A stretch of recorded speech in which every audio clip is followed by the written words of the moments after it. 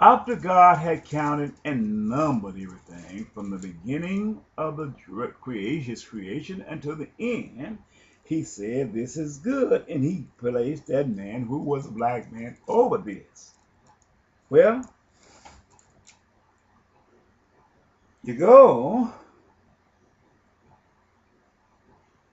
to, I'm going to skip part of this here because I went over part of it yesterday. Let's go to Genesis chapter 4. We're going to where Cain slew Abel. This is the second part of the revelation. Genesis chapter 4. Go to verse 15. After God had shown respect for Abel and did not respect for Cain, because Cain was a replica of the world, the mindset of the world today. He created something from his own hand and wanted God to represent him from it, but Abel taken from his flock. Well, God created the flock from the foundation of the earth.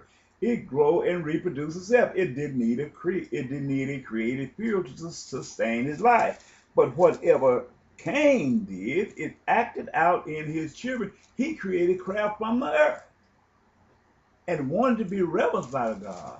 But God told him in Genesis chapter 4 that if you do well, you will be accepted. But if you do not well, then sin lies at the door. The mindset of Cain was to do evil with the things of the earth by creating craftsmanship with his own hand, because you see that it acted out in his children in Genesis chapter 4.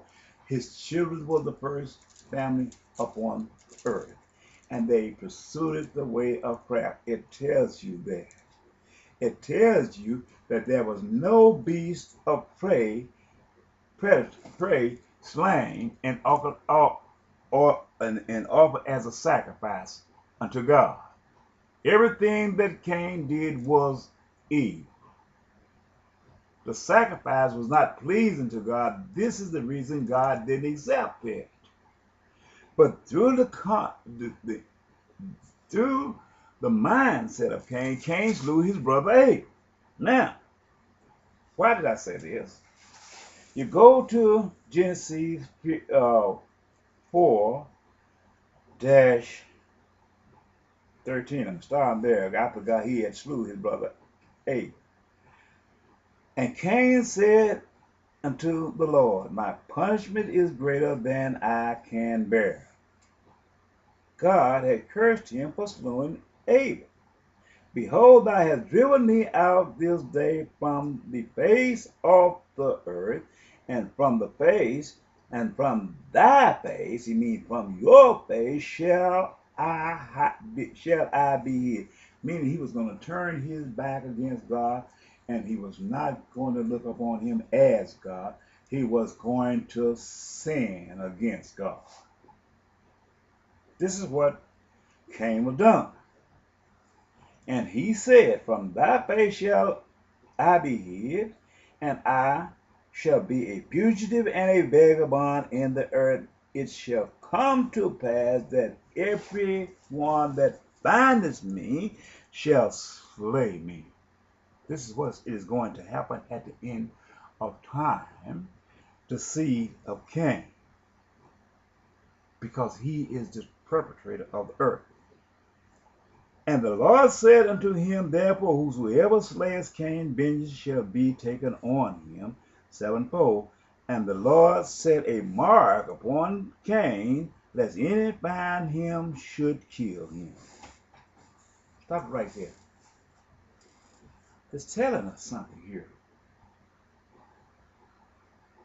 God prepared a way for Cain to be hid among the peoples in the earth, to let his seed live, even though he had did a sinful thing, act by slaying his brother Abel. So God created this situation for him to be hid. But he had became so wicked in the earth God has sent me back here to reveal him and to reveal his identity. Let's go from this and go to Genesis chapter 4, verse 25. And Adam knew his wife again, and she bare a son, and called his name Seth. For God, said she, has appointed me another seed instead of Abel, whom Cain slew. Abel was a favorite son because he did the works of God. Cain was not. And so Seth, to him also there was born a son, and he called his name Enos. Then began men to call upon the name of the Lord. Let's tell you, the habitat of Cain's children, followed in the stead of their father. They refused God. They refused to call upon his name. So in this part, it tells you when this third son was born to replace Abel, then men began to call upon the Lord. And it tells you also in this young man was born in the likeness of Adam, meaning Adam served God. It was when Eve was appointed to him as his wife, he betrayed God by taking off the fruit of the tree of knowledge of good and evil. When I'm done, I'm going to something other. You take the first man was a black man. As you go back to Genesis chapter 1 and you see that God created everything. But throughout the history of Genesis chapter 5, God gave us a pattern of the man's longevity here on earth. He lived from 500 to 900 years old. These was black people. These were the first origin of the human race. They lived from this part.